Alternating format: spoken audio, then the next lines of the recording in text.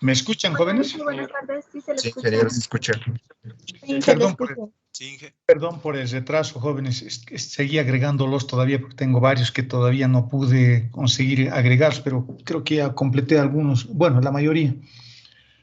Normalmente empiezo puntual las clases, pero se ha hecho esto un problema con el tema de las inscripciones. Bueno, pues no es un error mío. Bienvenidos a la clase de hoy, a nuestra primera clase. Vamos a empezar una aventura bien interesante. Vamos a estudiar geometrías y siempre es emocionante eso. Les voy a hacer un poco la presentación de lo que vamos a hacer a lo largo de este semestre. ¿Lo están viendo, muchachos? Señoritas, jóvenes. Sí, ingeniero. Sí, ingeniero. Bueno. Ese caballero viejito que está ahí soy yo. Mi nombre es Mario Delgadillo Zurita. Espérenme un cachito, jóvenes, por favor.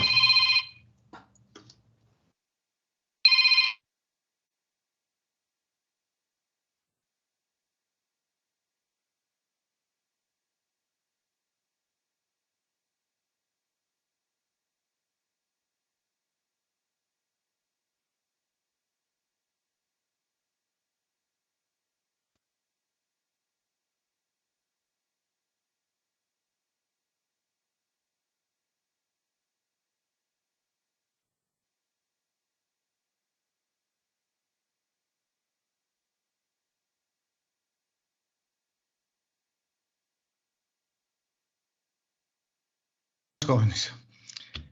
¿Me están escuchando ahora nuevamente? Haciendo la pregunta clave. ¿Me escuchan? Sí. Ya, perfecto. Nuestra materia se llama análisis vectorial y tensorial. Es una materia que solamente los electrónicos y los civiles o civiles y electrónicos, como ustedes quieran, llevan, ¿no? Es una materia bien interesante, bien bonita y espero que les guste. La intención acá no es aplazarles ni nada por el estilo, sino que aprendan unas cosas bien interesantes que vamos a ir desarrollando a lo largo del semestre. El contenido de la materia. El contenido de la materia, jóvenes, es cortito, tiene 5 capítulos y lo que vamos a hacer es estudiar básicamente geometrías. Ustedes ya conocen la geometría euclidiana, la que han estudiado en el prefacultativo, en el colegio, la que se estudia tal vez en cálculo 1, en cálculo 2, geometría, la geometría clásica. Pero esa es una geometría plana. Esa es una geometría donde si yo quiero calcular un área, no hago más de un rectángulo, no hago más que multiplicar base por altura. Si yo tengo un triángulo, por ejemplo, y quiero sumar sus ángulos interiores, la suma me va a dar siempre 180. Esa es una geometría plana. Si yo utilizo un vector, ese vector va a utilizar en general, si usamos la base canónica, va a ser un vector que va a utilizar una base que siempre es la misma en cualquier punto del espacio. Si yo quiero derivar una función, la voy a derivar usando ese criterio de espacio plano y la derivada es bien sencilla, es simplemente agarrar la variable y ya está, y encontrar una tangente. Pero ese no es el único espacio que existe dentro de la matemática y dentro de la propia realidad. ¿Qué pasa si yo vivo sobre una esfera, como de hecho lo vivimos, ¿no? Sobre la Tierra? Pero si esa esfera es más notoria y yo quiero hallar el área de un rectángulo, ¿cómo hallo? Ya no es lo mismo, porque hay una concavidad o una convexidad asociada que hace que el área ya no sea igual. Si yo tengo un triángulo que lo dibujo sobre una esfera, la sumatoria de sus ángulos ya no va a ser 180. Por lo tanto, esas geometrías mucho más generales es lo que vamos a estudiar en esta asignatura. Es una geometría que se ha utilizado para grandes cosas, como por ejemplo la teoría de la relatividad. Se ha utilizado geometrías riemannianas, geometrías de Riemann, que son geometrías mucho más generales, y eso es exactamente el propósito de esta asignatura, tener una visión de lo que vamos a hacer. Con ese pequeño preámbulo. El primer capítulo lo que vamos a hacer es estudiar la diferenciación vectorial. Y la diferenciación vectorial lo que hace es darle una forma vectorial a las curvas y a las superficies. Las curvas, así como las hemos estudiado en cálculo 2, que ustedes estudian en cálculo 2, formas vectoriales, leyes de asociación que asocian escalares con vectores, Y eso nos permite generar curvas mucho más generales, como las curvas que tienen la forma vectorial, que nos han permitido estudiar aceleraciones, ¿qué se llama? El marco de Frenet-Serret, el triedro móvil, la componente tangencial de la aceleración, la componente normal, etcétera, etcétera. Solo que ahora vamos a profundizar un poco más porque vamos a verla desde la perspectiva de la propia curva, es decir, desde una perspectiva intrínseca y desde una perspectiva extrínseca, es decir, desde afuera, a vuelo de pájaro o a ojo de gusano. Y con las superficies va a ocurrir exactamente lo mismo. Vamos a encontrar formas vectoriales para encontrar o definir o para describir una superficie, y eso hace que sea más poderosa la herramienta que vamos a estudiar. Entonces, en este capítulo vamos a dedicarnos básicamente a eso, a un repaso mucho más general y más profundo de lo que han estudiado en cálculo 2 en el capítulo 3 de funciones vectoriales de variables real. Acá vamos a hacer más o menos lo mismo, pero vamos a profundizar un poco más y vamos a ampliar ese conocimiento que teníamos, ahora definiendo y escribiendo la ecuación de una esfera o de un hiperboloide de un manto o de un cono, etcétera, etcétera, pero en su forma vectorial. Fíjense en este dibujo, por ejemplo, tengo un triángulo dibujado sobre una esfera. La sumatoria de sus ángulos internos ya no va a ser 180. Y el área de este triángulo ya no va a ser base por altura dividido entre 2. Por lo tanto, tenemos que tener expresiones o una herramienta que me permita describir de la manera más fiel posible la métrica de ese espacio vectorial, porque para nosotros todo va a ser un espacio vectorial a partir de ahora. Y vamos a generalizar ese concepto a espacios tensoriales. En el capítulo número 2, lo que vamos a estudiar van a ser la integración vectorial. De la integración vectorial ustedes ya han visto una parte en cálculo 2 también, que son las integrales de línea, las que se evalúan sobre campos escalares y las que se evalúan sobre campos vectoriales. La diferencia es que ahora vamos a profundizar y vamos a tratar de entender más la parte intuitiva. Resolver una integral lo puedo hacer fácilmente y lo puedo hacer incluso sin saber un poco. Espérenme un cachito, tengo algunos jóvenes que están pidiendo que les inscriba. Inge, disculpe, ¿será que puede grabar la clase? Ah, sí, cómo no. A veces me olvido y está bien que me hagan recuerdo. Pero cuando termine esta parte, ¿listo? Es solo la presentación. Cuando empecemos la clase, porque ahorita salir de acá va a ser un poco difícil para mí. Sigamos.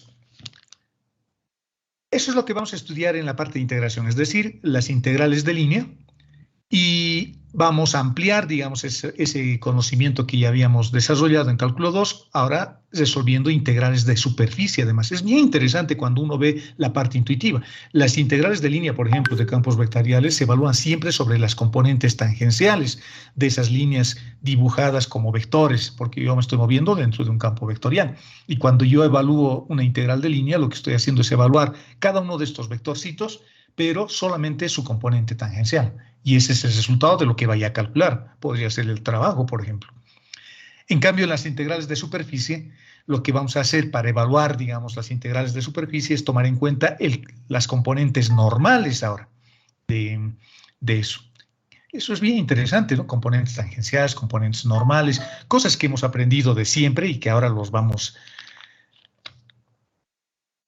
a aplicar más. ¿De acuerdo? Sigamos.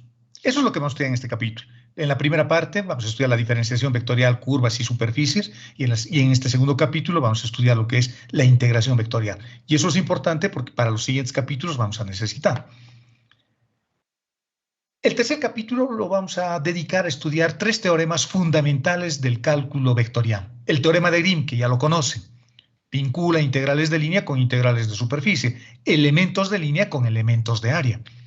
Luego vamos a estudiar el teorema de Stokes, que es el teorema de Grimm generalizado, porque el teorema de Grimm evalúa curvas planas, curvas en el plano. Si ustedes se acuerdan de cálculo 2, la curva siempre estaba en el plano x100. Pero ahora, ¿qué pasa si la curva resulta de la intersección de una esfera con un plano? Eso ya no está, o de una esfera con un hiperboloide o con un cono. Eso ya no va a estar en un plano. Por lo tanto, el teorema de Stokes hace básicamente lo mismo. vincula integrales de línea, pero ahora con integrales de superficie más generales. El teorema de Stokes hay que verlo como una generalización del teorema de Green. Y el teorema de Gauss, un gran matemático, el príncipe de las matemáticas alemán, que a los 10 años hacía más cosas de lo que hacemos nosotros, lo que vamos a hacer es resolver integrales de superficie utilizando integrales de volumen. Eso es lo que hace el teorema de Gauss. Una integral de superficie puede ser complicada, porque las integrales de superficie evalúan el flujo, por ejemplo, de un campo vectorial que atraviesa una determinada superficie. Pero si tengo un cubo, tengo que evaluar 6 caras. En cambio, el teorema de Gauss lo hace con una sola integral y evalúa las 6 caras al mismo tiempo. Me saca un promedio del resultado general. Entonces, estos teoremas son bien interesantes, son bien bonitos, son divertidos, así que yo creo que la vamos a pasar bien. El siguiente capítulo, para mí, en mi opinión, empieza la parte más emocionante de la materia, porque vamos a empezar a estudiar las coordenadas curvilíneas como un preámbulo a lo que son los tensores. Las coordenadas curvilíneas, jóvenes, ya las conocemos, son las polares, las cilíndricas, las esféricas, pero las hemos visto siempre en ese contexto geométrico, ¿no? Ahora lo vamos a ver en un contexto mucho más general, porque a través de las coordenadas curvilíneas ahora yo voy a generar una métrica que me va a permitir adaptar la descripción matemática a la geometría del problema. Y en muchos casos se reducen a algunas fórmulas simplemente. Pero más allá de las fórmulas que yo pueda utilizar, siempre es bueno ver la parte intuitiva del problema, lo que estoy haciendo realmente, físicamente, y no concentrarme solo en la integral, porque eso me lo va a hacer mi computadora, me lo va a hacer mi aplicación, mi calculadora, ¿no? Es entender el concepto de lo que estamos haciendo. La matemática es un lenguaje, por lo tanto hay que tratar de hablarlo lo mejor posible. ¿De acuerdo? Esa es la idea. En este capítulo vamos a resolver o vamos a aprender a definir curvas en el espacio, pero en coordenadas curvilíneas, elementos de área, elementos de volumen. Vamos a ver los invariantes vectoriales en coordenadas curvilíneas. Los invariantes vectoriales son el gradiente, la divergencia, el rotacional. Le vamos a dar una interpretación a esos invariantes vectoriales. Vamos a ver dónde se aplica dentro de la ingeniería, etcétera, etcétera. Y aquí vamos a generalizar, porque ahora lo voy a poder además expresar en un sistema de coordenadas mucho más general. ¿De acuerdo? Eso es lo que vamos a hacer. Esa es la idea de este capítulo. Es bien emocionante, a mí me gusta este capítulo, así que nos vamos a dedicar bastante bien. Y el último capítulo, que continúa, en mi opinión, a las coordenadas curvilíneas, es el capítulo referido a los tensores. Los tensores, jóvenes, si uno lee y busca en el Wikipedia o donde sea su definición, los tensores les ponen que son entes matemáticos multilineales, les ponen cosas como esas. Y cuando uno lee eso, es como si a mí me estuvieran hablando en chino mandarín, a veces no se entiende. En realidad los tensores son generalizaciones de los espacios vectoriales. Un espacio vectorial se genera a través de una base. ¿Sí? La base canónica, por ejemplo, IJK, y existen otras bases que pueden ser ortogonales, ortonormales, oblicuos, expresados en coordenadas esféricas, en cilíndricas. Hay muchas bases, mucho tipo de bases. Y un espacio vectorial necesita de una base, necesita de un sistema de referencia para que ponga orden ahí en la casa. Pero los tensores lo que hacen es utilizar más de una base, tienen más bases, son cantidades que utilizan 1, 2 o 3 bases para definir y para describir fenómenos que en la naturaleza existen. Y son más comunes de lo que nos imaginamos.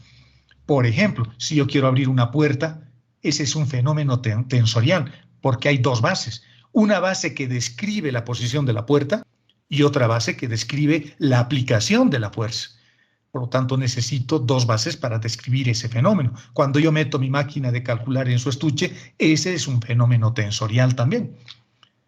Cuando el agua circula sobre un caño, sobre una tubería, ese es un espacio tensorial también. Por lo tanto, a los tensores hay que verlos como generalizaciones de los vectores. Y los tensores son bien útiles. Y vamos a estudiar su geometría. Bueno, más que geometría, vamos a estudiar su definición, porque los tensores se definen a partir de ciertas condiciones, ¿no? Y una condición fundamental es el principio de invarianza que tienen que tener estos elementos, estos objetos matemáticos. Vamos a estudiar, vamos a ver cuándo se suman, cuándo se restan, cómo se multiplican, cómo se contraen Y van a darse cuenta que hacíamos ya muchas de esas cosas, por ejemplo, en cálculo 2 o en álgebra lineal, cuando hacíamos un producto escalar. Esa es una operación que se llama contracción tensorial. Reduzco una base en el producto escalar. Luego vamos a entrar a la parte de definir, fíjense en este dibujo que les he puesto, esta es una superficie, y sobre esta superficie que le vamos a llamar un manifold, así se llama, voy a tener un plano tangente, y en ese plano tangente voy a hacer que vivan vectores. Pero si yo quiero definir un plano tangente en otro lado, ahí voy a tener otros vectores que viven en ese otro plano con otro sistema de referencia, porque esto ya es una superficie curva. Por lo tanto, la base canónica deja de existir. Ahora tengo que tener bases más generales y bases locales, una base para cada punto. Y cuando yo quiera sumar, ya no es tan fácil. Tengo que hacer algunas operaciones. Bueno, en realidad es una suma matricial, al final se reduce a eso. Pero la parte complicada es cuando yo quiero derivar, por ejemplo. Cuando yo derivo, desplazo un poquito un vector, luego lo resto, etc. Y si lo estoy queriendo definir en este punto, no puedo hacer, porque cada punto tiene una base diferente. Por lo tanto, tengo que definir o tengo que encontrar unos elementos de conexión que me permitan traducir una base con relación a la otra. Y esos elementos de conexión se llaman los elementos de conexión de Levi-Civita o los símbolos de Christoffel. Que es bien facilito, es divertido, lo vamos a hacer matricialmente. Y el enfoque que le voy a dar, jóvenes, a esta asignatura es un enfoque totalmente con la visión de los físicos, no es tan matemático. No es tan matemático, es una visión física y en muchos casos voy a utilizar una nomenclatura diferente a lo que se usa en los libros tradicionales del análisis tensorial. ¿De acuerdo? Y con eso vamos a concluir la asignatura y van a ver que es súper divertido. Vamos a poder derivar espacios vectoriales complejos. Esa derivada se llama la derivada covariante. No es la única, existe la derivada de Lie también, pero vamos a estudiar la covariante porque tiene una propiedad interesante que es su métrica se comporta como una constante. Y cuando hablo de la métrica me estoy refiriendo a la matriz Gram que han debido ir en álgebra lineal. O sea que, fíjense, cuando yo hablo de estas cosas suelo emocionarme porque es bien interesante. La bibliografía que vamos a utilizar. En tensores no hay tanta bibliografía como en el cálculo 1 o en el cálculo 2, pero hay algunos libros que podemos usar como referencia. El primer libro que les recomiendo y lo voy a publicar, lo voy a subir a la plataforma, es el análisis vectorial de la serie Shaun, o sea, ese librito que usábamos en cálculo 2 y en alguna otra materia. Tiene toda la materia este libro. El único inconveniente, entre comillas, lo voy a poner así, es que el Shaun utiliza la visión un poco más de los matemáticos y es muy general, digamos. Yo voy a usar la visión de los físicos y es un poco más a mí me gusta más, digamos, y es más interesante, es más intuitivo lo que les voy a dar, pero es básicamente lo mismo. La forma como vamos a desarrollar también va a ser un poquito diferente, así que es recomendable que vengan a clases.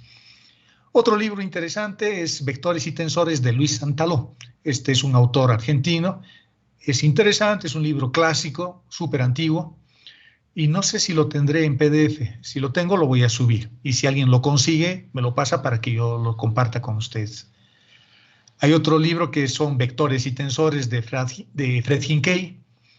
Es un librito que también existe ahí, tal vez exista en el pasaje Núñez del Arco, o en pasaje Núñez, ¿no? Ahí por la Camacho, no sé si habrá ahí. Pero el texto fundamental, lo que deberían agarrar como su libro de cabecera es lo que vamos a hacer en clases. Yo preparo el documento y lo comparto luego con ustedes. Y así vamos a ir formando un libro. Al final de semestre vamos a tener todos nosotros un librito que lo podemos anillar y que les va a servir de referencia. Ese es el libro que yo voy a utilizar básicamente, ¿de acuerdo? Lo que yo mismo estoy escribiendo. Ese es mi libro, digamos, una parte del libro que estoy escribiendo. El otro libro que es bonito, este existe en el pasaje de Núñez del Arco, es un librito bien antiguo, uso harto también este libro y es el Hazilas.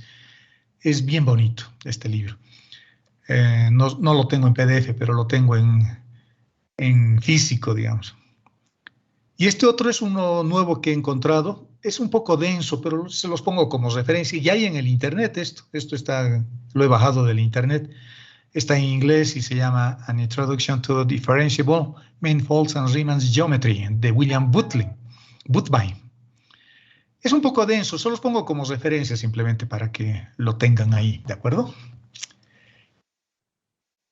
La ponderación es más o menos la misma que ustedes han debido tener el anterior semestre en alguna otra asignatura. No existe una contraorden del curso básico, así que supongo que va a funcionar así. Vamos a dar 3 exámenes. El primer parcial va a ser de los 2 primeros capítulos. Es un examen que va a valer 25 puntos y es el de diferenciación vectorial e integración vectorial. Entonces, los 2 primeros capítulos van a ser objeto de examinación, ¿no? Ahí vamos a evaluarlos a ustedes. Hay que aprovechar esto porque la mitad del contenido ya lo han visto en cálculo 2 y hay una segunda mitad que lo vamos a desarrollar acá y vamos a profundizar, por supuesto. El segundo examen parcial lo vamos a ver de teoremas de integrales y de coordenadas curvilíneas. Son temas un poquito diferentes, pero ese es el tema o el contenido para la siguiente evaluación, que va a valer 25 puntos también. Vamos a dar un examen final. Yo pienso que vamos a dar solo del último capítulo, de tensores, porque quiero que aprendan bien esa herramienta. Es bien interesante, bien útil, y espero sinceramente que más arriba lo puedan usar, digamos, en materias de carrera. A veces no lo hacen y se queda acá, ¿no? Pero es útil cuando uno lo sabe ver con un poco más de criterio, digamos. No sé si tendremos ayudantía inmediatamente, pero la ayudantía debería valer 10 puntos. No sé cómo andará la selección de ayudantes. Y las prácticas van a valer 10 puntos. Las prácticas que les doy son prácticas bien sencillitas, no son nada complicadas, no son 100 o 200 como a veces se suele dar. Doy 5 o 6 ejercicios máximo. Son ejercicios mucho más conceptuales, porque yo no quiero darles una integral que sea difícil y que el objeto sea resolver la integral. Eso no tiene sentido. Ahora vamos a tratar de hacer ejercicios un poquito más conceptuales que examinen todo lo que han aprendido.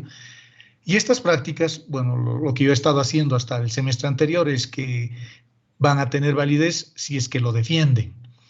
Son prácticas que lo tienen que defender, pero tengo muchos alumnos ahora, no sé si me dará tiempo para sentarme toda la semana con ustedes y lo defiendan. Vamos a ver, voy a darle una vuelta a esto para ver cómo vamos a hacer el tema de las prácticas. De todas formas, las prácticas no van a ser solo entregar, ¿no? Entregar y punto. Voy a darle una vuelta para ver cómo voy a evaluar el tema de las prácticas, pero va a haber unas prácticas que van a valer 10 puntos. En este tipo de educación a distancia, jóvenes, existe o debería existir un compromiso de todos nosotros, ¿no? Mío, de tratar de hacer lo mejor que pueda, y ustedes de tratar de concentrarse en lo que están haciendo. No es fácil cuando uno estudia en la casa porque siempre nos distraen, a veces las condiciones no son las mejores, mi hermanito menor está correteando y no me deja escuchar, o tocan la puerta, no es lo mismo. Pero traten de aislarse un poquito a un lugar si tienen las condiciones para que puedan pasar unas buenas clases y no pasen nunca en su cama, ¿no? En las clases, al mediodía estar en la cama no, sería un horror, por eso mis clases no son en la mañana. Me gusta que sea a mediodía, cuando uno ya se ha levantado, se ha aseado y ha tomado su desayuno. Así que existe un poco de compromiso, o debe existir un compromiso por parte de ustedes. Tienen que ser curiosos con lo que hacen, porque voy a tratar de motivarlos, digamos, pero también es importante que ustedes pongan de su parte. Tienen que ser observadores, vean todo, cuestionen todo, pregunten todo. Su obligación es aprender, exprimirme, digamos, hasta la última gota. Lamentablemente eso no ocurre porque la mayoría de las veces siempre están callados, digamos, pero debería haber mayor participación, ¿no? Tienen que ser perseverantes, no siempre funciona la primera, ¿no? A veces no entiendo, entonces hay que repetir. Miren, me pueden llamar en las tardes, nos conectamos por alguna videoconferencia y les explico algo que no esté claro, digamos, esa es la ventaja, digamos, que nos permite una cercanía virtual, digamos, las redes, ¿no? Y por supuesto todo eso implica un sacrificio, porque todo cuesta. Levantarse de la cama también cuesta, ¿no? Y acá también cuesta. Estas son virtudes cardinales, son virtudes de los estoicos, que es una filosofía que a mí me gusta, el estoicismo. Así que se los puse ahí para que reflexionen un poco. Y jóvenes, nuestra universidad a veces es pobre, a veces es pública, pero es una buena universidad y por lo menos en esta materia vamos a tratar de darle provecho a lo que estamos haciendo. Y además a partir de lo que ustedes aprendan, no solo en esta materia, también tienen oportunidad de hacer cosas afuera, ¿no? Salir afuera, hacer una maestría, que siempre es el sueño de todos nosotros, yo creo. Pero todo eso lo vamos a lograr si le ponemos curiosidad, observación, perseverancia, sacrificios, renunciar a muchas cosas. Eso es difícil, es fácil decirlo, pero es difícil hacerlo, ¿no? Pero por lo menos lograremos el intento. Así que, jóvenes, bienvenidos a esta clase a distancia, bienvenidos a este semestre. Nuestros horarios son los martes y viernes, en ese horario tan feo del mediodía, ¿no? De 12 a 14 horas. ¿Alguna duda? ¿Algún comentario? ¿Algo que quieran saber? Mi estado civil, si tengo hijos, si no les interesa la materia.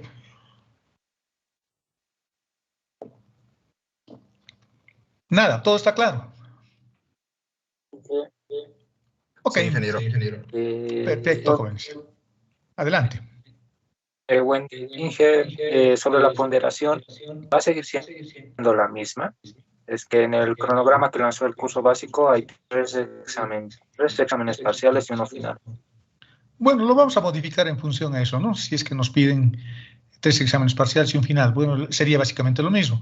Tal vez solo las fechas, primer parcial, segundo parcial, tercer parcial y el final de todo lo avanzado. Como antes se hacía, porque ahora creo que los exámenes incluso se están pretendiendo que sean presenciales, ¿no? Nos vamos a adecuar, no se preocupen, pero más o menos el contenido de cada parcial es este. Primer parcial, segundo parcial, tercer parcial, final de todo lo a materia. Yo les estoy poniendo acá algo que hacíamos el anterior semestre, pero ha habido un poco de resistencia con algunos docentes, entonces no sé si se cambiará o no exactamente. Tenemos como 6 semanas para que se defina eso. Pero no se preocupen, el contenido va a seguir siendo el mismo. ¿De acuerdo? Perfecto. Aclarada esa duda, bueno, bienvenidos nuevamente, así que empecemos nuestra clase. Que empiece el juego, ¿no? Como dice alguna película por ahí, con un asesino serial. Bueno, jóvenes, con eso entonces damos por concluida nuestra presentación. Aquí hay una pregunta. ¿No va a grabar la clase? Ahora sí, la vamos a grabar. Espérenme un cachito, voy a acomodarme mejor. Me voy a acomodar mejor. Y voy a compartirles el documento y voy a empezar la grabación. ¿Lo están viendo? ¿Lo están viendo, muchachos? Sí, Inge. Ya. Esperen un cachito. Iniciar grabación. Bueno, ya está. Hemos empezado la grabación para que se cargue en Teams y lo bajen ahí. Lo puedan tener ahí. Bueno, nuestro primer capítulo ya hemos hecho una presentación inicial. Lo que va a hacer es estudiar la geometría diferencial, pero iniciando con las curvas en el espacio en general, también en el plano, ¿no? Curvas en el espacio o en el plano. Una curva es una cosa como esta, ¿no? Les puse un dibujo ahí porque lo que vamos a hacer es estudiar curvas. Bueno,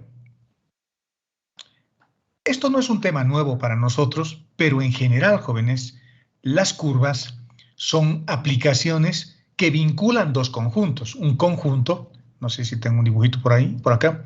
Esta es una función vectorial que define una curva, que vinculan una variable real, un parámetro t, y a partir de esta caja negra que es la función, que es una ley de asociación, me va a permitir generar ciertos números que van a ser las componentes de un vector.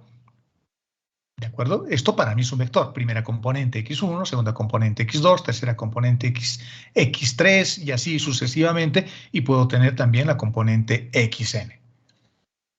¿De acuerdo? Eso es lo que vamos a hacer. Sigamos. Voy a abrir el chat por si alguien quiere escribir algo. Ya está. Sigamos. Por lo tanto, como estoy vinculando elementos diferentes, por el lado de entrada voy a tener un parámetro, que puede ser cualquier parámetro. Nosotros ahora le vamos a llamar t, pero hay muchos parámetros. Otro parámetro importante es el parámetro arco, que es un parámetro intrínseco, y el parámetro t es un parámetro extrínseco, es un parámetro que ve desde afuera las cosas. Y por lo tanto, para cada valor de t, yo voy a poder generar un vector. ¿De acuerdo? Este parámetro t tiene que pertenecer a un subconjunto. Y ese subconjunto se llama dominio de definición. O sea, no puedo tomar cualquier valor de t.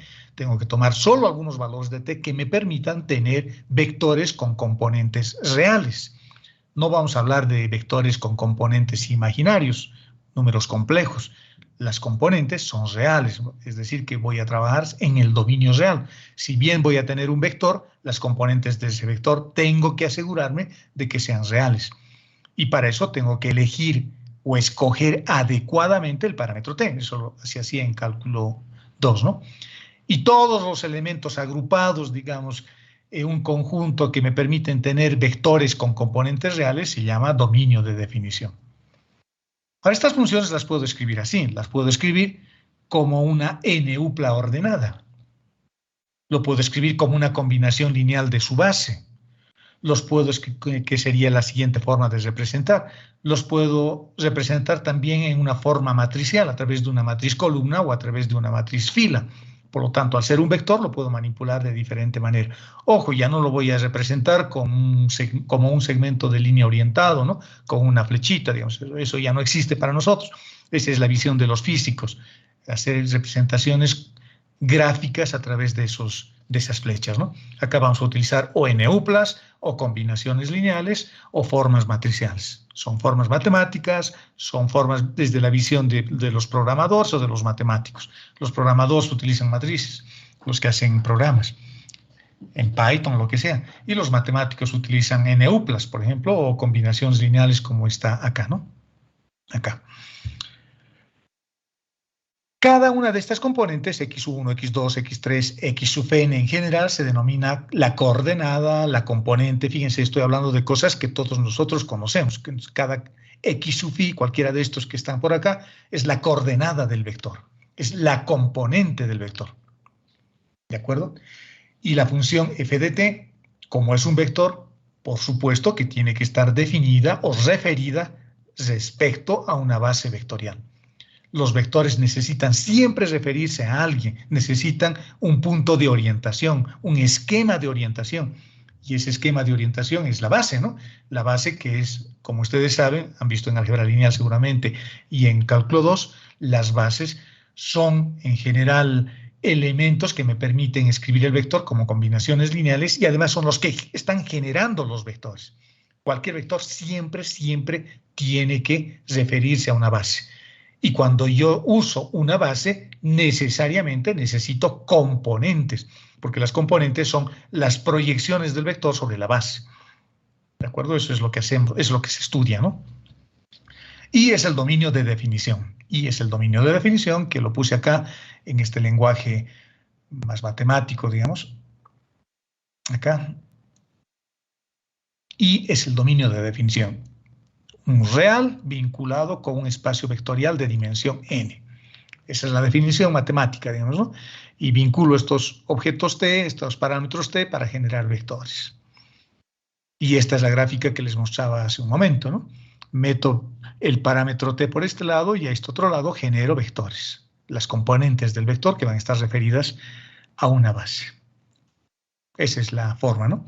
Y ahora, cuando yo hago eso, cuando yo meto un parámetro t por este lado y genero un vector al otro lado, eso es bastante útil porque si bien la matemática hace eso, desde el punto de vista más gráfico, más geométrico, estos vectores que estoy generando, este rojo, por ejemplo, que ustedes están viendo acá, lo que me va a permitir es definir en cada momento una posición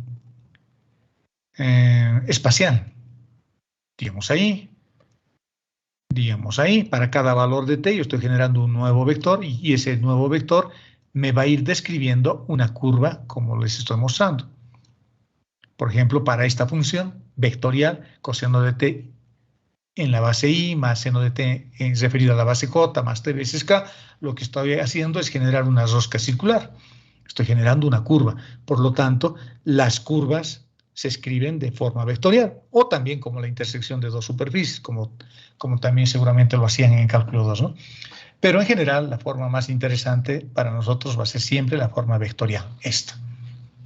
Y puedo generar cualquier curva, esa o esta otra, o una curva que va creciendo su radio, y todas van a estar referidas a una base, la base canónica normalmente. Ahora vamos a usar solo la base canónica porque me va a permitir encontrar todos estos vectores en cada instante.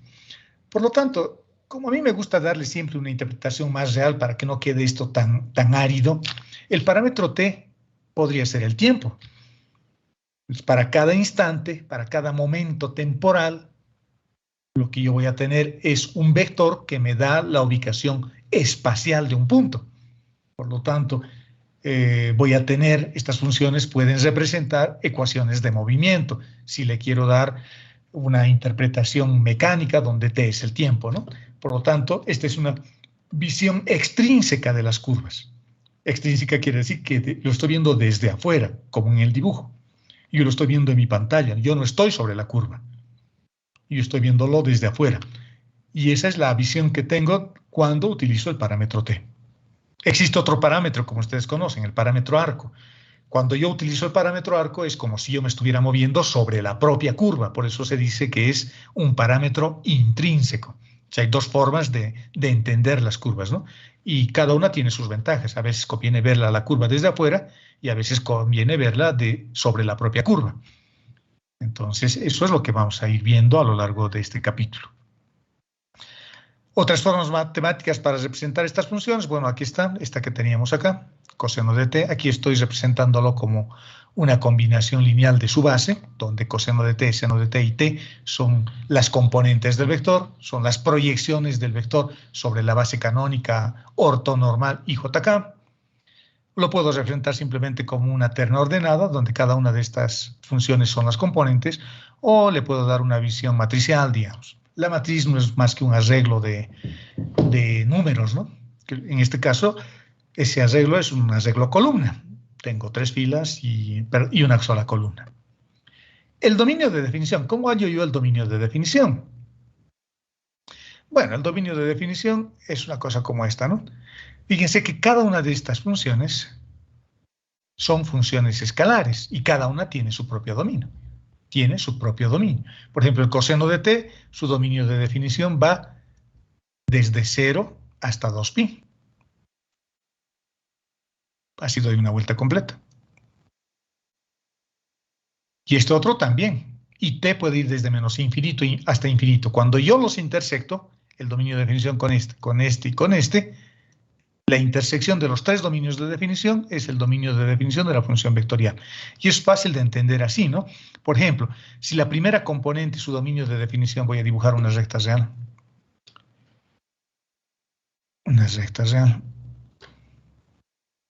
Si el dominio de... Esta es la recta real. Digamos que para la primera componente, x de t, x sub 1 de t, vamos a suponer que hay 3 componentes, x sub 1, x sub 2 y x sub 3. Entonces lo que voy a tener, el dominio de definición de x sub 1, vamos a suponer que es ese. El dominio de definición de x2, vamos a suponer que es este. No tiene que ser porque son iguales, ¿no? Y el dominio de definición del tercero es este. Por lo tanto, el dominio de definición de nuestra función va a ser únicamente esta partecita.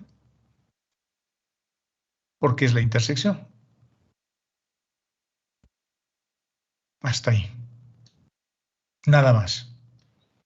Todo esto se excluye, porque en esta región, donde he pintado, puedo tener componentes real para la primera, para la segunda y para la tercera. En cambio, en esta parte, digamos, si quisiera tomar esta parte del dominio de definición, solo sirve para la segunda componente. No sirve para la primera ni para la tercera, digamos, ¿no? Entonces es así. En diagramas de Venn también se lo puede mostrar así, ¿no? El dominio de definición de la primera, de la segunda y finalmente de la tercera, digamos. Por lo tanto, el dominio de definición es esta parte central. Bueno, no voy a hacer mayor hincapié en eso porque esto ya conocemos. Ustedes saben hallar dominios de definición de funciones porque es exactamente lo mismo. Esto es cálculo 1, solo que 3 veces cálculo 1, porque tengo que hallar el dominio de definición para cada una de estas componentes. Y el dominio de definición de la función va a ser básicamente la intersección de cada uno de esos dominios individuales que hemos encontrado. Para la primera componente, segunda componente, tercera componente y enésima componente. ¿De acuerdo? sigamos. Esta parte vamos a avanzar rápidamente porque es repetitivo de lo que hemos visto en cálculo 1, ¿no?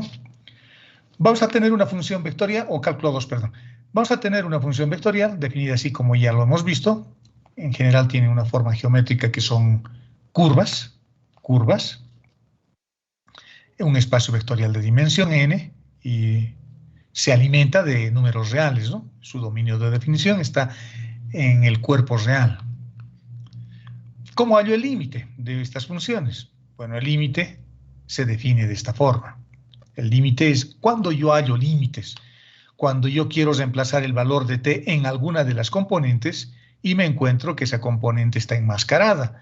Me da una de las indeterminaciones que conocemos, ¿no? De las 7. 0 sobre 0, 0 elevado a la infinito, infinito elevado a la 0, 1 a la infinito, etcétera, etcétera. Cuando yo reemplazo el valor de t y me da una indeterminación, cuando la componente está enmascarada, tengo que hallar un límite para desenmascarar y saber cuál es su imagen, para ver si tiene o no tiene imagen esa función en esa componente.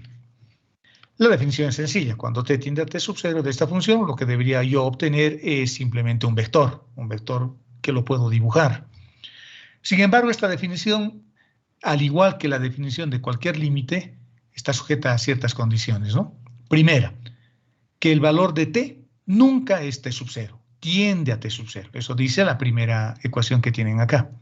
Estoy viendo o explicando la parte intuitiva del límite, porque luego resolver un límite es resolver un límite común y corriente, ¿no? Pero hay que entender la parte intuitiva acá. T nunca es t sub 0, se acerca, pero nunca toma el valor de t sub 0, por eso hay una diferencia, y una diferencia que es más grande que 0. Es decir, porque si fueran iguales sería 0. Y es tan pequeño como yo quisiese, debe ser lo suficientemente pequeño, tan pequeño como delta. Por lo tanto, en ese intervalo me tengo que mover. Y si eso sucede, cuando yo evalúo la función el punto y lo resto con el valor que tiene la imagen del vector, el resultado debería ser 0. Pero no puede ser 0 porque t no es t sub 0.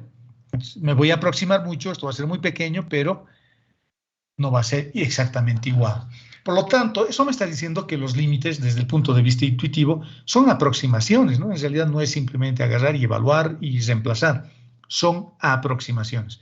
Por eso es que yo puedo simplificar cosas como estas, ¿no? Por ejemplo, x menos 2, y aquí abajo tenemos también, vamos a suponer, no sé, x menos 2 también, digamos, para hacerlo fácil. Cuando x tiende a 0, esto se hace 0 sobre 0, pero en algún momento esto yo puedo cancelar.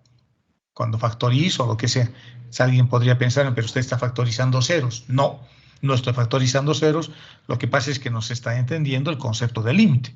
X nunca va a ser 2. Se va a aproximar a 2, pero tanto como yo quiera, pero nunca va a ser 2. Y me puedo aproximar por el lado derecho o por el lado izquierdo, digamos, cuando es el límite, ¿no? Entonces, cuando hay una indeterminación, hay que calcular tantos límites como componentes tenga la función.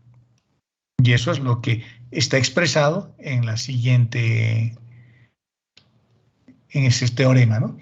El límite de la función vectorial va a existir únicamente si existen todos los límites de las funciones coordenadas, todos. Imagínense que tengo n coordenadas, mi vector tiene n coordenadas, como en esta definición. Hallo, perdón, el límite de la primera, el límite de la segunda, el límite de la tercera, el límite de la cuarta, y todos límites complejos. Y llego al último, y ese límite no existe. Por lo tanto, esa función no va a estar definida para el parámetro t. Querrá decir que si yo tengo una curva, para un determinado instante no va a pasar por ningún punto. Hará un salto cuántico y no va a estar definida en este punto. Eso quiere decir, ¿de acuerdo? Puede ser una función discontinua, ¿no? Que no tenga límite en un determinado punto.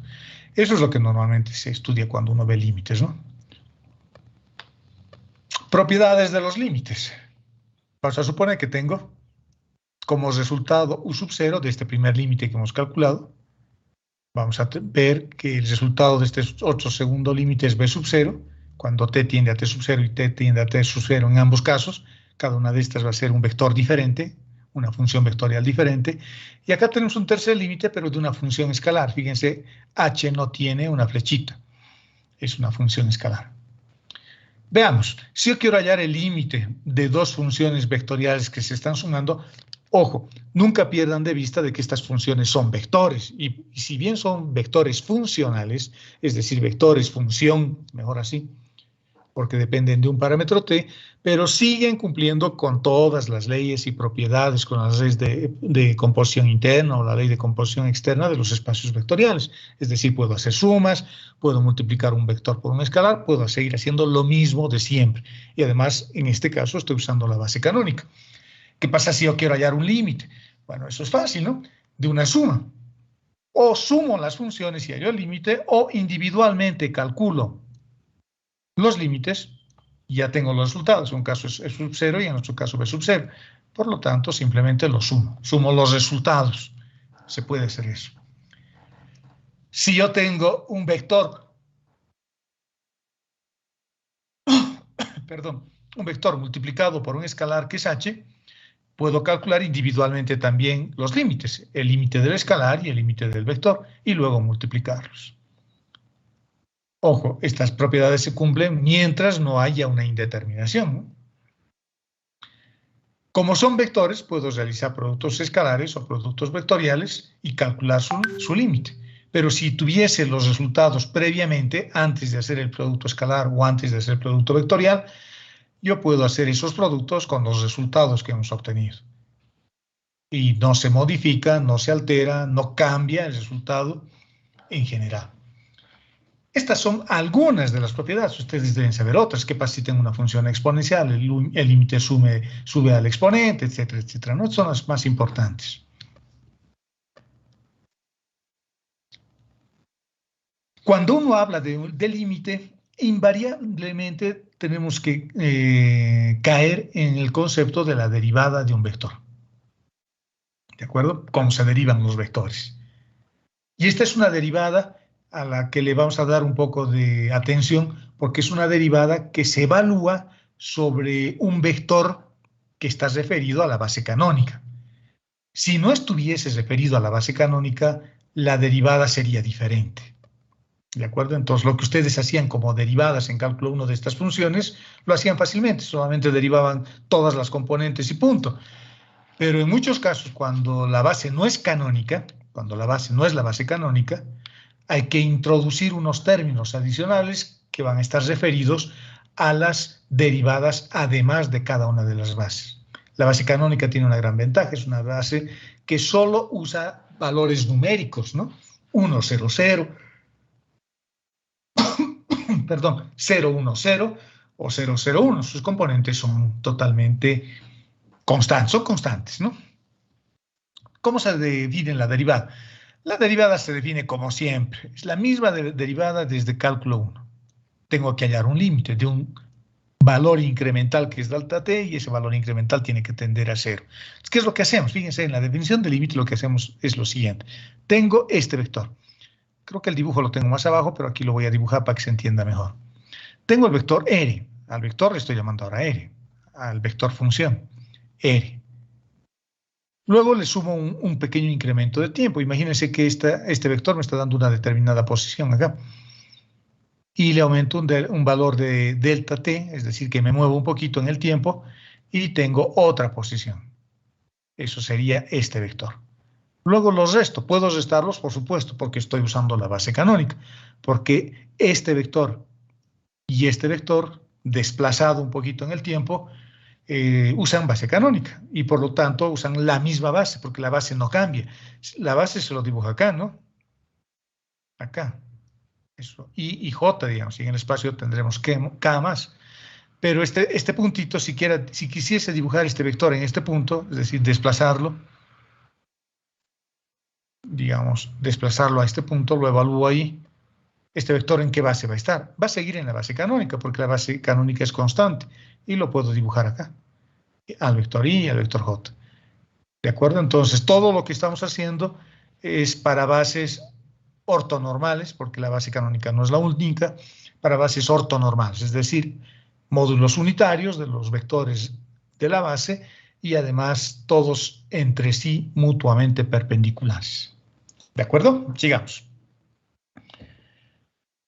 Una vez que haga esta diferencia, lo divido entre delta t y luego calculo el límite. Y lo que voy a obtener es otro vector, que va a ser el vector derivada. Algunas ideas importantes. Aquí está el dibujo que les mostraba. Fíjense, en el espacio hago un pequeño desplazamiento en el tiempo. Este es el vector en la posición inicial, en el tiempo t sub 0. Luego hacemos la diferencia, que es esto. Y luego hacemos que este valor de delta t tienda a 0, de tal forma que este vector que estaba ahí vaya recorriendo hasta juntarse con el vector p sub 0. Pero no se va a juntar nunca con el vector p sub 0, porque es un límite el que estamos calculando. Y los límites no se refieren solo a un simple reemplazo, sino es una aproximación que estamos haciendo, ¿no? Y cuando eso ocurre, aparece este nuevo vector, que es el vector derivado. Por lo tanto, las derivadas son transformaciones lineales que generan, en este caso, un nuevo vector. ¿De acuerdo? Hay que verlo como una transformación lineal. ¿Qué puntualizaciones importantes hemos dejado pasar o todavía no los hemos visto? El primero, si existe la derivada en un determinado instante, por ejemplo en el instante t sub 0, si existe la derivada del vector en ese punto, entonces vamos a concluir de que ese vector es diferenciable en t sub 0. Uno siempre quiere que la función sea diferenciable, ¿no? Porque así estamos hablando de una función que es continua. Todas las funciones diferenciables siempre son continuas, pero las funciones continuas no necesariamente son diferenciables. Y eso es lo que dice el segundo punto. Si la función r de t, si este vector r de t es diferenciable en un determinado punto, en cualquier instante del espacio, entonces si existe esa derivada, si admite derivada, podemos concluir de que esa función es continua. Pero si la función es continua, no necesariamente es derivable. Eso también es algo que se explica de la siguiente forma. La curva, para ser derivable, tiene que tener un cambio de pendiente gradual. A estas curvas se les llaman curvas suaves. Pero hay otras que no tienen cambio de pendiente gradual, por ejemplo una función parte entera, digamos, que forma esta B. Este punto no ha cambiado de manera gradual, no ha hecho una cosa más simple, ¿no? Como esta, por ejemplo. Así, no es así. Tiene un vértice, y en este vértice yo no puedo apoyar un vector tangente a la curva. No existe. Las curvas o los vectores tangentes a una curva se apoyan únicamente si el cambio gradual de la curva es eso, gradual, poco a poco. ¿De acuerdo? Entonces, pero si el cambio es abrupto, estoy yendo así y de pronto cambio de opinión y cambio así, en este punto no hay derivada. Pero esta función es continua, no está rota. Por lo tanto, las funciones continuas no necesariamente son derivables. Porque en este vértice que tengo acá, no va a existir derivada, no va a haber una recta tangente ahí. Las derivadas las podemos interpretar como rectas tangentes, ¿no? Así que en ese quiebre angular no va a haber derivada. En el resto, en la rama positiva, posiblemente sí, en la rama negativa o al revés, va a ser derivable la función. Pero en su vértice, no. ¿De acuerdo? Entonces, acuérdense, son las mismas reglas de siempre. Si la función es continua, no necesariamente es derivable, pero si es derivable, si admite derivada la función en un determinado punto, además es continua. Además es continua. ¿De acuerdo? Entonces, la derivada es una expresión mucho más general, digamos. Y el vector derivada, como les acabo de explicar, va a ser un nuevo vector, y ese vector siempre va a ser tangente a la curva. Siempre va a ser tangente a la curva.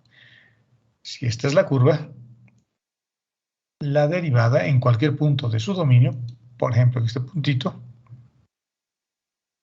es un vectorcito así, tangente a la curva. Aquí tendré otro. Aquí tendré otro. Aquí tendré otro. Todos son vectores diferentes. Fíjense, en este dibujo que acabo de hacer hay algo bien interesante. No solo es el dibujo.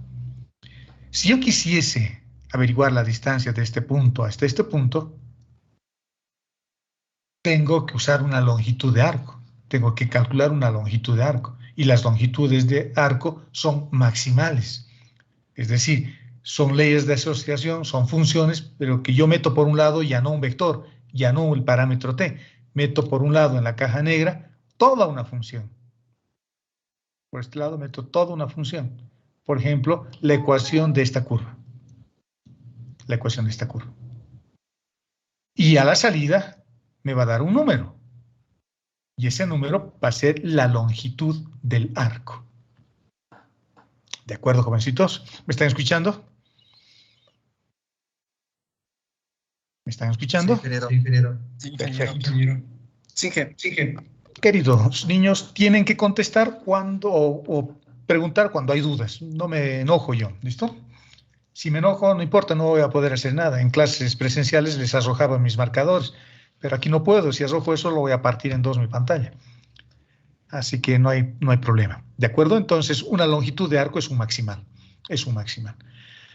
Porque meto funciones a este otro lado y a este otro lado recibo un número asociado a la función y en un intervalo dado. O sea, cuando yo calculo una longitud de arco, estoy evaluando un funcional, mejor dicho. ¿De acuerdo? Esa es la idea. Acuérdense de estas propiedades, son propiedades básicas y son bastante lógicas, ¿no? Si existe derivada, es diferenciable. Si la función es diferenciable, es continua. Pero si es continua, no necesariamente es diferenciable porque puede ser un ovni que está volando así y hace un quiebre angular así. Los ovnis hacen eso en teoría, ¿no? Los objetos voladores no identificados. En cambio, los aviones, los más modernos, como el F-22 Raptor de Estados Unidos, o el Sukhoi S-57 de los rusos, o el J-20 de los chinos, y nuestros aviones biplanos que tenemos acá, no hacen nada de estas cosas, ¿no? Porque se destrozan el avión, hacen una cosa suave, así. Por lo tanto, la trayectoria de ese avión siempre va a permitir una derivada. En cambio, un ovni no. ¿De acuerdo? Las derivadas de orden superior se definen de la misma manera, ¿no? Si yo vuelvo a derivar la primera derivada, obtengo la segunda, y si derivo la segunda, obtengo la tercera. ¿De acuerdo? Y si la derivada nunca es cero, entonces se dice que nuestra curva parametrizada es regular en el intervalo que estamos analizando. ¿De acuerdo? Eso es el concepto de la derivada. Derivar un vector es súper fácil. Veamos algunas de sus propiedades, de las derivadas. Esto es un poco de teoría, cansador y un poco aburrido, pero hay que hacerlo para acordarnos. Luego va a empezar la parte más interesante, ¿no? Vamos a suponer que tengo dos funciones vectoriales, dos funciones que describen curvas, dos funciones que vinculan, nunca me voy a cansar de decir, escalares por un lado, este parámetro t, el parámetro que lo puedo asociar con el tiempo, el parámetro que me da una visión extrínseca de la curva, y a este otro lado me dan vectores. Entonces tengo dos de esas funciones, una se llama u y la otra se llama b, y acá ocurre la magia, ¿no? Es la caja negra donde el parámetro t se vuelve un vector. Si tengo una constante, vean esta propiedad, la primera propiedad es súper importante porque define a los espacios planos, como les voy a mostrar más un rato. Si yo derivo un vector constante respecto del parámetro t, el resultado va a ser el vector nulo. Por supuesto que tiene que ser el vector nulo. Imagínense que yo tomo el vector i, el vector de la base canónica i, 1, 0, 0. Este vector es un vector constante. Ninguna de sus componentes es un real, un parámetro t. No es t al cuadrado, no es t menos 1, no es seno de t, no hay nada de eso. Son constantes, son reales. Por lo tanto, si yo quiero derivar este vector, su derivada va a ser el vector nulo. Y el vector nulo, no se olviden que es un vector privilegiado dentro de un espacio vectorial, ¿no? Sin el vector nulo, yo no puedo definir un espacio vectorial así como lo conocemos. Puedo definir otro tipo de espacios vectoriales que se llaman espacios vectoriales afines. ¿De acuerdo? Por lo tanto, la primera propiedad, fíjense, detrás de esta ecuacioncita tan simple hay un universo de cosas, hay unas implicaciones interesantes, como les voy a mostrar dentro de un momentito, una cosa bien sencilla. Si yo estoy sumando dos vectores y los derivo, porque no se olviden que son vectores, se suman componente a componente, no interesa que dependan de t, siguen siendo los mismos vectores de siempre, pero si los derivo después de la suma, también puedo sumarlos después de la derivada, es lo que dice esta propiedad, ¿no? Derivo primero ambas funciones y luego lo sumo, o lo sumo previamente y lo derivo. Entonces, estas propiedades siempre hay que verlas en ambos sentidos, porque nos dan validez a lo que estamos haciendo. Usamos siempre estas propiedades, aunque no nos demos cuenta, ¿no? ¿Qué pasa si tengo un producto? Ah, bueno, hay que usar la ley de Leibniz. Derivaré primero el primero y el segundo lo dejaré sin derivar. El primero sin derivar y luego el segundo derivado. La misma regla de siempre. la misma regla de siempre y luego lo sumo, porque el resultado de la primera derivada de esta es un vector. Y la derivada de la segunda también es un vector. Por lo tanto, cumple con las leyes de composición interna de estos grupos que son los espacios vectoriales. Grupos abelianos, además. Otra propiedad. Si yo estoy multiplicando en producto escalar o en producto vectorial o en un producto triple mixto, ocurre exactamente lo mismo. La derivada del primero por el segundo sin derivar, más el primero sin derivar por la derivada del segundo. En el producto escalar no hay que tener mucho cuidado porque el producto escalar es conmutativo, ¿no? En cambio, en el producto vectorial sí hay que tener cuidado porque los productos vectoriales generan vectores y esos vectores que yo genero siempre son pseudovectores, porque si yo le cambio el orden de la integración voy a tener un vector con sentido contrario. Por lo tanto, no estoy generando vectores reales, estoy generando vectores que pueden cambiar en función de la posición. Y esos vectores que yo genero con el producto escalar, en general se llaman vectores, pseudovectores se les llama. Cuando alguna vez lean en alguna bibliografía o en algún libro y vean pseudovectores, quiere decir que son vectores que han sido generados, pero que no es el único vector que puedo generar a partir de un par de vectores, puedo generar otro con sentido contrario. Por lo tanto, estaría generando dos vectores con este producto, si no tengo cuidado con el orden. ¿De acuerdo? Pero es lo mismo. La derivada del primero por el segundo sin derivar, más el primero sin derivar por la derivada del segundo. La regla de Leibniz. Aquí viene un poco lo que les decía, esta parte. Y lo vamos a poner como un teorema. Vamos a suponer que el vector U está referido a una base constante. Por ejemplo, la base canónica. Esta es una base constante que no cambia en ningún lugar del espacio. Fíjense que son vectores y los puedo trasladar, ¿no? El punto de aplicación nunca interesa. Imagínense, perdón, ese es un error de dedo. ¿Dónde estábamos? Acá estábamos, acá.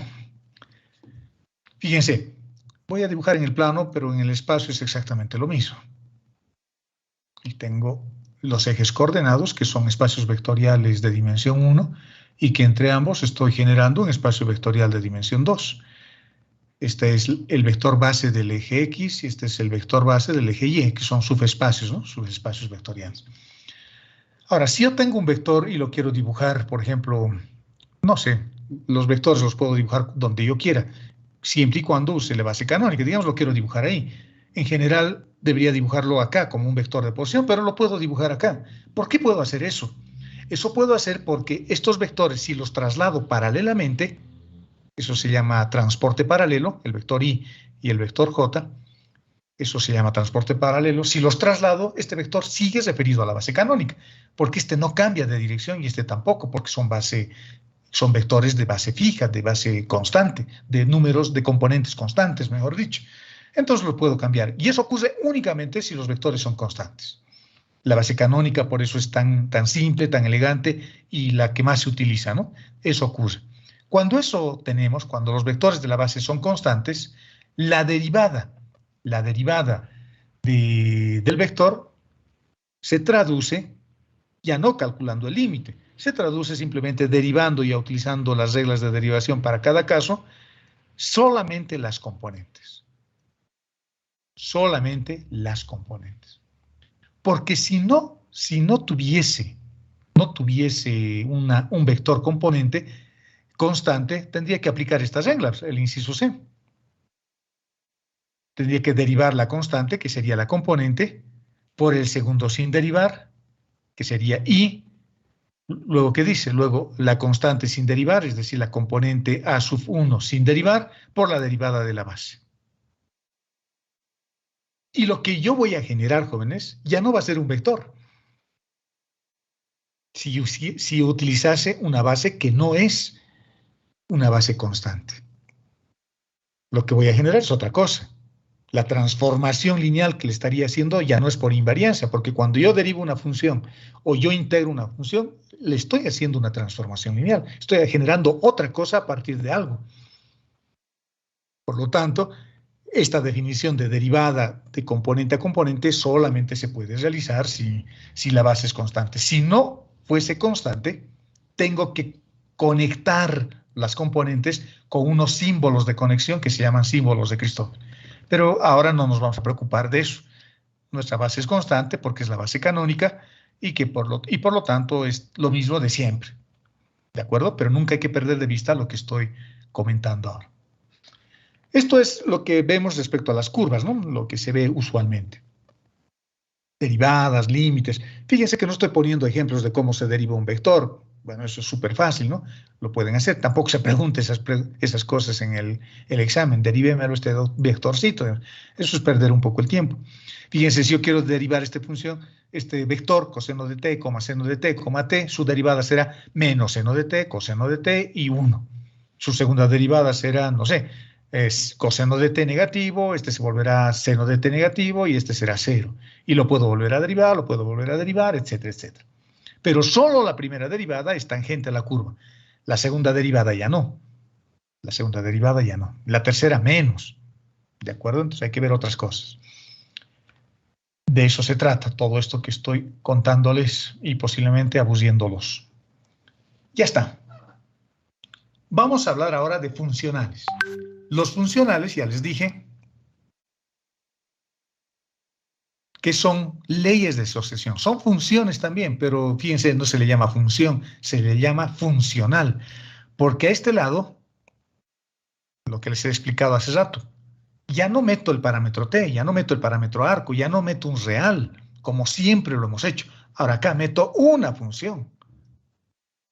Una función que puede ser de variable vectorial, lo que ustedes quieran. Por ejemplo, un vector que depende del parámetro t. Esto es una función. Depende del parámetro t, pero esto es un vector que representa una función, representa una curva. La hélice circular que hemos visto hace rato, por ejemplo. Pero esta función tiene que estar acotada en un determinado punto. No puedo meter a esta caja negra toda la función. Esta caja negra se va a explotar, va a rayarse, ¿no? Se va a explotar. Tengo que meter solo en un intervalo. Entonces, el parámetro t está evaluado, no sé, entre a y b, por ejemplo. Entre a y b. Vamos a suponer que además admite al a y admite b. Son un intervalo cerrado. Vamos a suponer que es cerrado. Y a este lado me va a dar como resultado un número, un real. Pero he metido toda una función acá. Cuando hago esas cosas, a esto se le llama funcional. ¿De acuerdo? A eso se le llama funcional.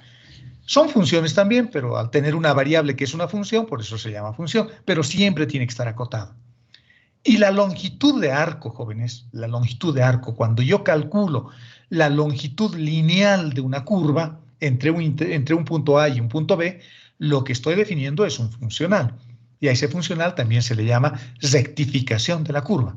Vale decir, es la medida, es la distancia del camino que estoy recorriendo a lo largo de la curva. Tiene siempre dimensión lineal, ¿no? Sus unidades son metros, centímetros, segundos no. Eso es el tiempo, ya me he pasado a otra cosa. Sus unidades tienen que ser unidades de longitud. ¿De acuerdo? Y se lo calcula a través de un elemento diferencial de arco. Y la longitud de arco, jóvenes, así tan humilde como se lo ve, tiene una implicación tan grande dentro de los espacios vectoriales porque nos permite definir la forma como se mide una curva en cualquier espacio vectorial.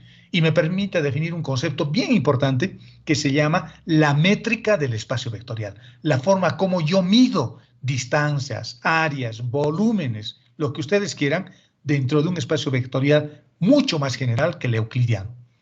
Un espacio curvo, un espacio sobre una esfera, definido sobre una esfera, sobre un cono. ¿Cómo yo mido el área sobre una esfera? ¿Cómo mido el área sobre un cono, sobre un hiperboloide de un manto? Fíjense las implicaciones geométricas que tiene esto. Y todo lo puedo definir a través de esto tan sencillo, de dimensión lineal además, que se llama la longitud de arco. Y se lo calcula a través de formas diferenciales, dicen, ¿no? Elementos diferenciales. Fíjense, este es un dibujito que aparece en el internet en todo lado. Lo van a ver también ustedes por ahí. Así que no se sorprendan. Yo puedo calcular utilizando una visión euclidiana, segmento a segmento. Segmentito pequeño, pequeño, porque son tan pequeñitos la distancia que existe entre estos dos puntos que es una recta. Entre este punto y este punto es simplemente una recta, por lo tanto puedo usar una relación pitagórica. un delta X y un delta Y. El valor en X y el valor en Y forma un pequeño triángulo acá, fíjense, forma un pequeño triángulo ahí. Tengo un delta X, tengo un delta Y y con eso encuentro esto. Y luego voy sumando. Este sería delta X, aquí está, bueno, ampliado el dibujito. Tengo un delta X, tengo un delta Y. Y utilizando esta forma pitagórica propio de los espacios vectoriales planos, Pitágoras está definido en un espacio vectorial plano, entonces puedo calcular fácilmente esta longitud. Y si voy haciendo lo mismo para cada una de estas, yo puedo tener una formulita para calcular longitudes de arco, y eso es lo que vamos a hacer. Fíjense lo que voy a hacer. Voy a tomar este elemento diferencial, voy a tomar este elemento, que es un delta R, es decir, un vector bien pequeñito, un vector de posición X, Y, Z, delta X, delta Y y delta Z. Pero si yo hago que delta tienda a 0, el delta se vuelve un elemento diferencial. Por lo tanto, ya no interesa que sea recto porque prácticamente se ha vuelto un punto. Ya no interesa que sea una recta este trayecto o una curva. Entonces, lo que voy a hacer es volverlo a esta forma incremental así. Lo que voy a hacer es volverlo una forma diferencial. Y esa forma diferencial es tan fácil como esto. Es un vector en base canónica. Y a ese vector le voy a llamar arco, elemento diferencial de arco. Era el vector de posición, pero ahora le estoy llamando arco, porque puede pegarse a la curva sin necesidad de que sea recta. Puede ser curva, puede ser recta, lo que sea. Es tan pequeñito que yo me puedo dar la libertad de llamarle arco. Es un punto en realidad. Y el tamaño de este vector es el tamaño que estoy calculando acá, pero mucho más pequeñito. Por lo tanto, lo que voy a hacer es sacarle su módulo, ¿no? Nada más, así tan fácil como eso. Y lo voy a sacar, o voy a sacar el módulo haciendo un simple producto escalar. Este es un producto escalar entre dos vectores que están referidos a la misma base, la base canónica, y lo que voy a hacer en realidad con el producto escalar es realizarle una contracción. Qué interesante, escuchen el término porque lo vamos a emplear más adelante de manera seguida, especialmente en tensores.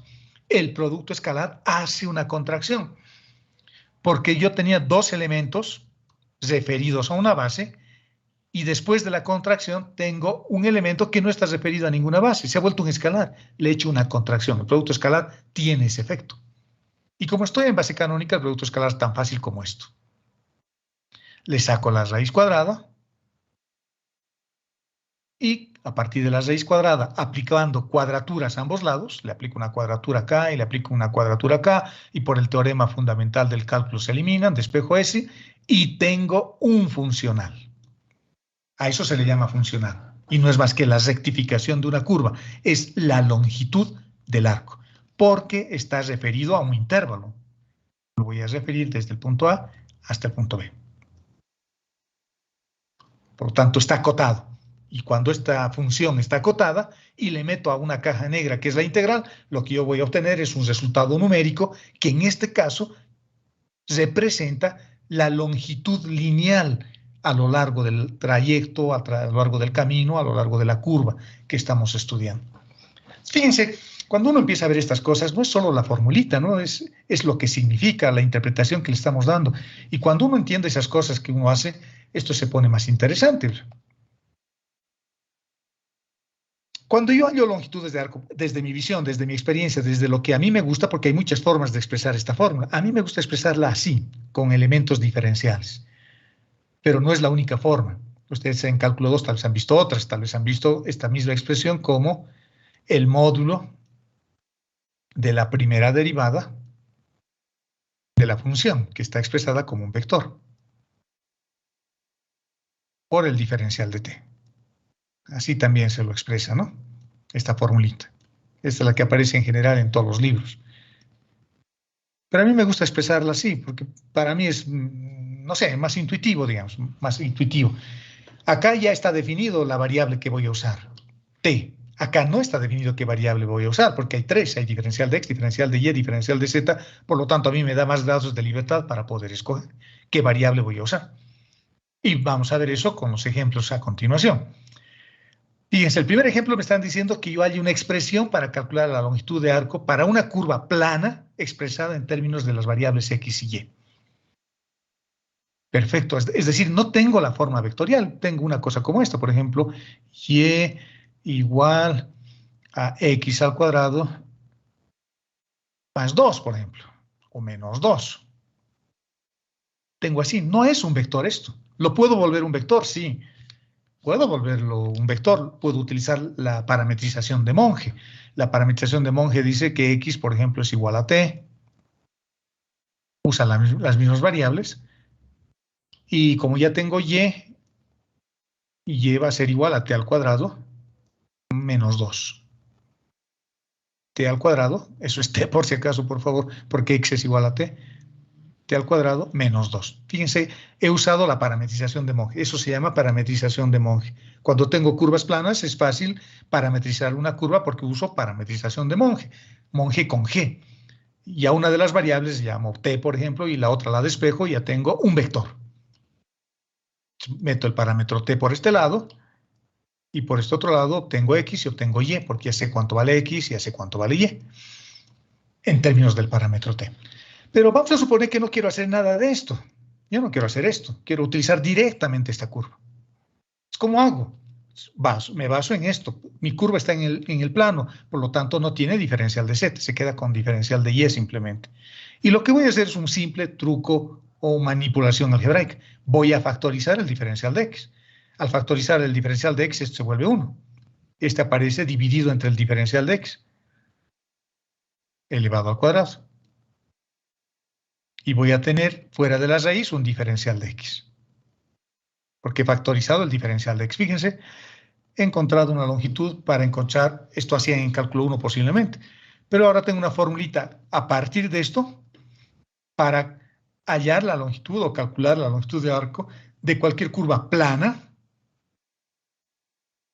como una función escalar que depende de x y depende de y. Esto es un funcional también. Pero lo vamos a hacer un poco más emocionante. Esto es cuando yo trabajo con las variables x y y. Fíjense, y esto es importante, jóvenes, también, es bastante obvio, pero nunca está de más repetirlo. Fíjense que cuando yo trabajo con las variables x y y, quiere decir que estoy trabajando en un espacio vectorial cuya base es la base canónica. Cada base que yo utilizo en cualquier modelo geométrico siempre va a tener sus propias variables. X y Y son las variables de la base canónica y R y θ son las variables de la base que debe tener una base polar, un espacio vectorial polar que utiliza como variables al radio y el ángulo. Entonces, los espacios vectoriales polares son espacios vectoriales de Riemann, mucho más generales. Y para hallar la distancia entre dos puntos ya no puedo usar esto, pero puedo manipular algo. Entonces, de eso se trata este ejemplo. Voy a partir de mi ecuación básica, que es esta. Diferencial de x elevado al cuadrado más diferencial de y. Pero estoy queriendo hallar la longitud de arco en un espacio vectorial curvilíneo, en un espacio vectorial polar. Por lo tanto, Pitágoras ya no sirve. Pero puedo hacer algo para que siga sirviendo en el fondo. Lo que voy a hacer es acordarme de las ecuaciones de transformación. X va a ser una función que dependa del radio y del ángulo y Y una función que dependa del radio y del ángulo. Acá estoy parametrizando simplemente, no estoy cambiándole la base, solo estoy parametrizando. En vez de llamarle X a X, le estoy llamando que se llame Juan, que se llame Ana, que se llame Gilka, que se llame, no sé, Carla. Nada más, pero sigo en base canónica. Solo estoy parametrizando. Estas son ecuaciones de transformación. Simplemente estoy parametrizando las variables. Pero esta formulita dice que puedo hallar sus formas diferenciales. Como las variables x y y dependen del radio y del ángulo, me acuerdo de mis conocimientos de cálculo 1, de cálculo 2 y hallo su diferencial total. Como tiene dos variables, será la derivada del primero por el segundo sin derivar, por su diferencial, más el primero sin derivar por la derivada del segundo con su propia diferencial. Y eso es exactamente lo que tengo acá. Para la variable y también hallo su diferencial total para cada una de las variables, r y θ, y tengo su forma diferencial. Voy a seguir utilizando esta formulita, diferencial de x, diferencial de y. Voy a seguir utilizando esa formulita. Y los voy a elevar al cuadrado porque eso dice la fórmula. Los elevo al cuadrado pero ahora al elevar al cuadrado tengo un binomio, ¿no? Elevado al cuadrado. Lo desarrollaré como sabemos. El cuadrado al primero, el doble producto, etcétera, etcétera, etcétera. Todo lo que sabemos. Y obtenemos exactamente esto. En esta expresión, fíjense, ocurre algo interesante. Cuando lo sumo, porque hay que sumarlos para la formulita, cuando yo lo sumo, se cancelan estos términos que tienen esta combinación de elementos diferenciales. Diferencial de R, diferencial de θ. Y me quedan solo diferencial de R y solo diferencial de θ al sumarlos. Y me queda esto. Y esta expresión, jóvenes, que es equivalente a esta otra, porque son transformaciones por invariancia que estamos haciendo, que es equivalente a esa, esta es la forma como yo mido distancias en un plano polar. Y no tiene ya nada que ver con Riemann, con Euclides, con Pitágoras. Esto era Pitágoras. Aquí lo hemos visto. Pitágoras, ¿no? Pero cuando ya trabajo en un espacio diferente a la base canónica, ¿dónde estamos? Acá. Cuando ya trabajo en un espacio vectorial diferente, la forma como yo mido distancias es así. Interesante, ¿no? Fíjense que detrás de la teoría que nos enseña a veces, perdón, jóvenes, un cachito, sus compañeros me están escribiendo, les voy a escribir que les voy a agregar más tardecita.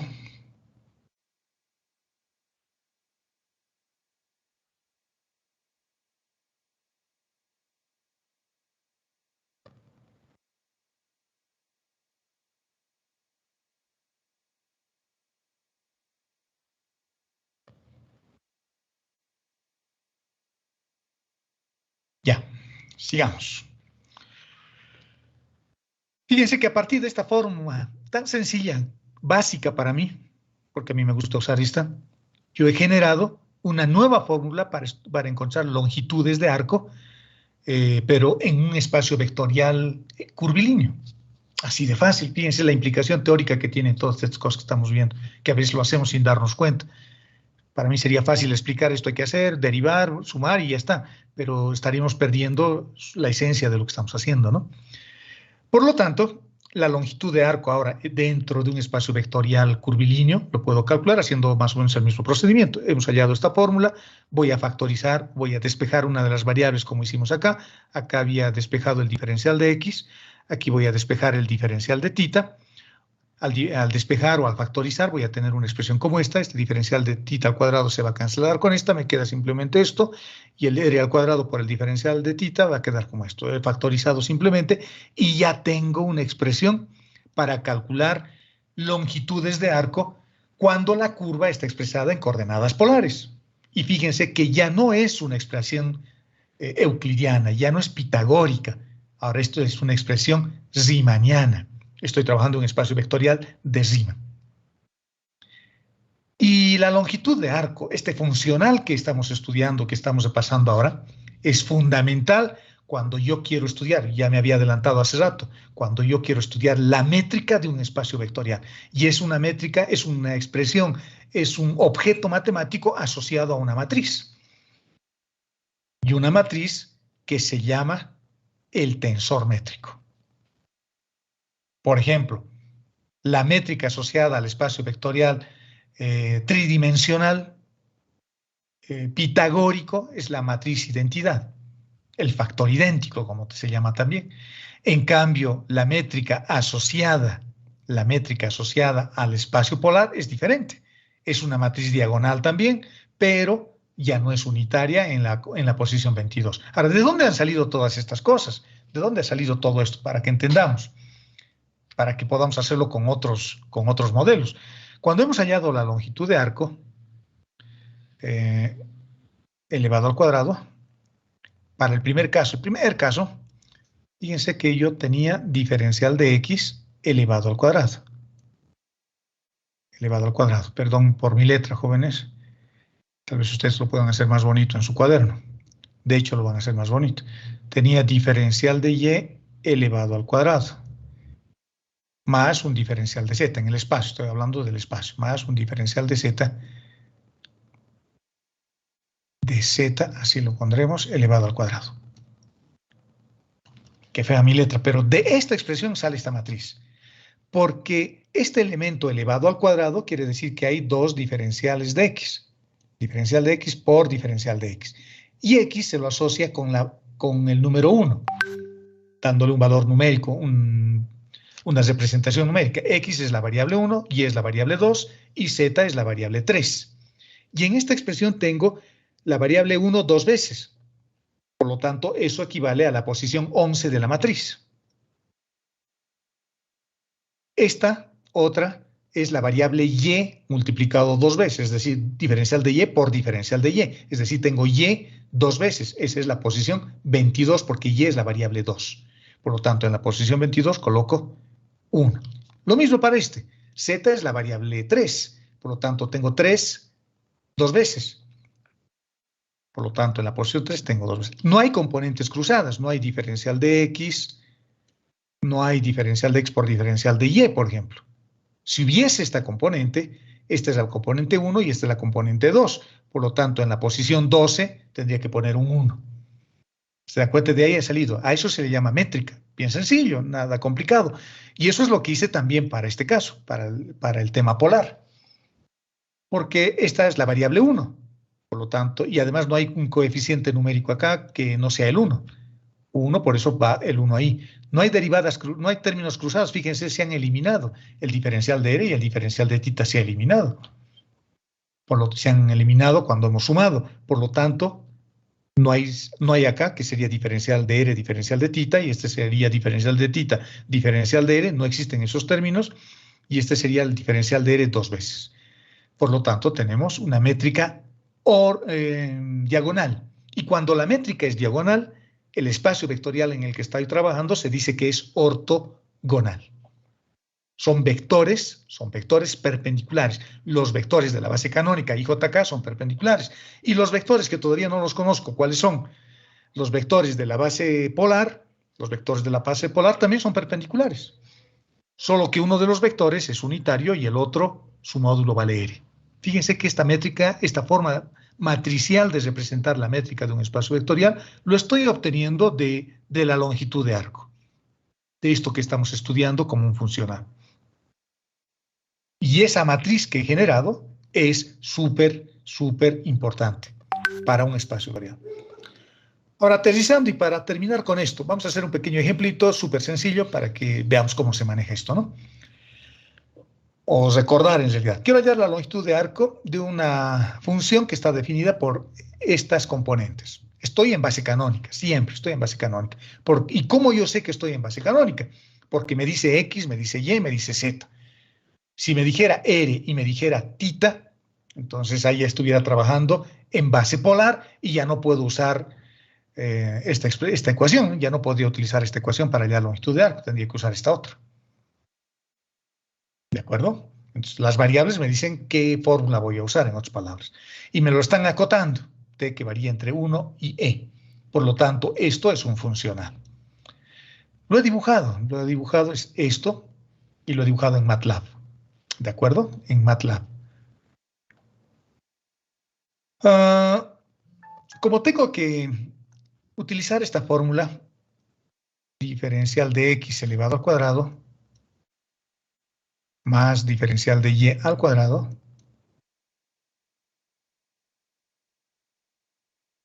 más el diferencial de z al cuadrado, lo que voy a hacer es diferenciar estas ecuaciones. Voy a diferenciar x, diferenciar y diferenciar z. La forma diferencial total de x va a ser 2 por el diferencial de t. El diferencial total de y, que es logaritmo de t, va a ser 1 sobre t. Estoy derivando esta función, 1 sobre t por el diferencial de t. Y la función, el diferencial total de este otro va a ser 2t. Estoy derivando la función por el diferencial de t. Por lo tanto, ya tengo esto y tengo también el tercero. Los reemplazo en la fórmula. Los reemplazo en la fórmula y tenemos esto. Lo estoy reemplazando en la fórmula y tenemos exactamente esto. Saco un común denominador en la parte que tengo acá. El diferencial de t se queda como está. Puedo hacer algo de álgebra, fíjense esta expresión, reordenando, colocando el término a la cuarta al principio, el término al cuadrado en la segunda posición y el valor unitario al final. Puedo hacer una pequeña factorización, es un binomio al cuadrado, es el desarrollo de un binomio al cuadrado. t al cuadrado sigue en el denominador.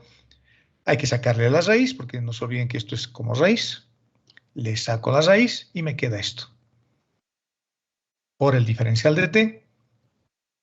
Y fíjense, aquí estoy haciendo un pequeño truco que quiero mostrarles. Bueno, no es truco, simplemente estoy queriendo mostrarles algo que es importante.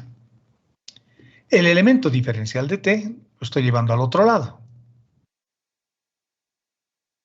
Lo estoy llevando al otro lado. Ese es otro parámetro, igual que t, pero ese es un parámetro intrínseco. Ese es un parámetro que tiene que ver directamente con la curva. Directamente con la curva. En cambio, el parámetro t es un parámetro que ve desde afuera la curva. Nunca pierdan de vista eso.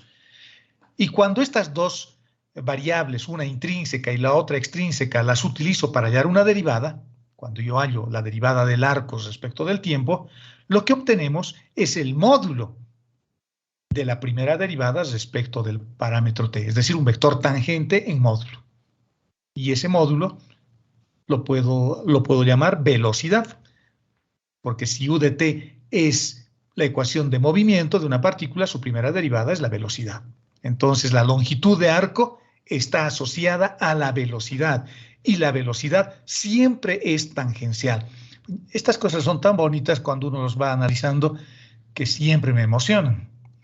Fíjense, cuando yo derivo la función u de t, que era la curva, u de t era la curva cuya longitud estoy queriendo calcular, fíjense, es la curva.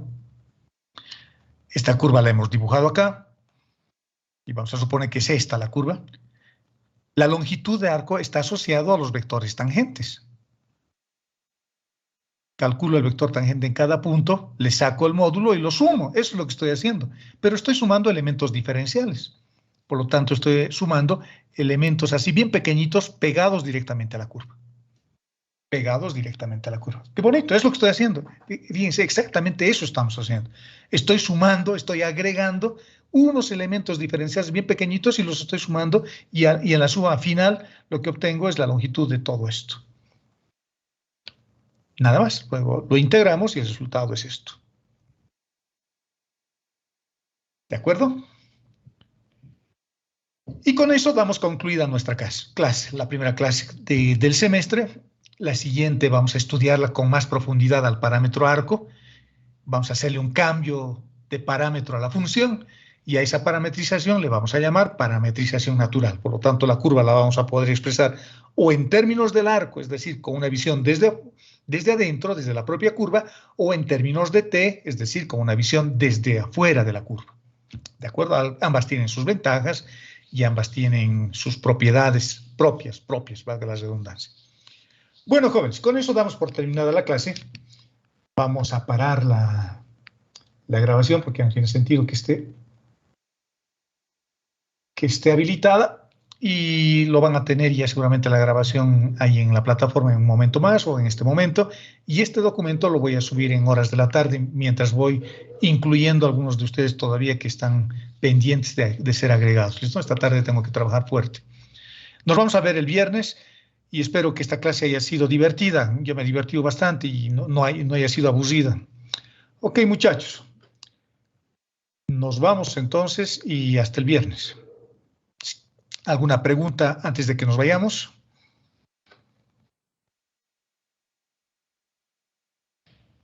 ¿Ninguna? ¿Todo está claro? Todo claro. El material de referencia lo voy a dejar en la plataforma, ¿no? Sí, este documento lo voy a subir. Este documento que estoy usando lo voy a subir y les voy a subir algunos libros. Sí, estoy armando todavía nuestra plataforma porque me han dado la lista de estudiantes muy tarde. Me han dado de esta mañana. Por eso es que no estaban agregados hasta una media hora o 5 minutos antes de la clase. Entonces, como ya tengo la lista, entonces ahora voy a ir armando, voy a abrir algunas carpetas, voy a poner ahí documentos de clase, primer capítulo, segundo capítulo. Ustedes van a poder explorar ya bien la plataforma. Voy a subir algún libro que tengo, si tengo algún libro por ahí, lo voy a subir también. Este documento que les he mostrado lo voy a subir también para que puedan anotar ahí. Y para la siguiente clase tal vez ya lo tengan impreso, sería bueno. Bueno, es solo una idea mía. Tenerlo impreso para que vayan anotando las cosas que voy escribiendo también, ¿no? en clases y tomando apuntes para que no sean hojas separadas o aisladas que luego hay que compaginar. Ok, muchachos, con eso nos damos por concluidos y satisfechos y Hasta el viernes. También Gracias, hasta el Jorge. viernes. Gracias por los aplausos. Gracias por los aplausos. Hasta luego, Inge. Hasta luego, Inge. Hasta luego, Inge. Chao, muchachos. Gracias.